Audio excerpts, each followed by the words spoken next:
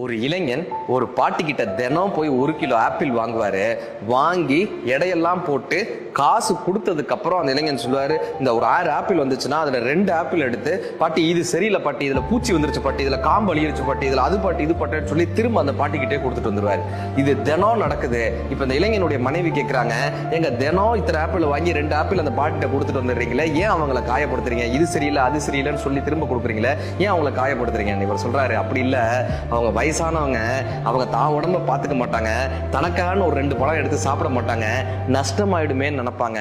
இப்ப நானே இந்த 2 பழத்தை கொடுத்துட்டு வந்தேன்னா நஷ்டம் இல்லாம அவங்க தனக்குன்னு எடுத்து வச்சுப்பாங்கல்ல, அதுக்காகத்தான் நான் தினம் கொடுத்துட்டு வரேன்னு இந்த இளைஞன் அன்புள்ளத்தோட சொன்னானா.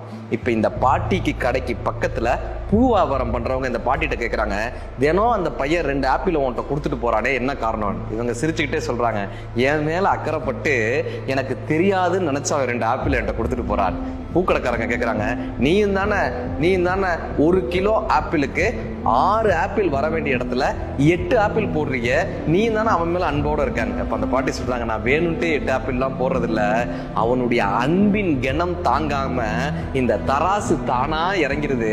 6 ஆப்பிள் வர வேண்டிய இடத்துல 8 ஆப்பிள் போய் தானா ஒட்டிக்குது. அது அவனுடைய அன்பினால் போய் ஒட்டுக்குது. நாங்கள் பிறர் மீது நாம் அன்பு செலுத்தினால் இந்த பிரபஞ்சம் நம் மீது பேரன்பை செலுத்துகிறது.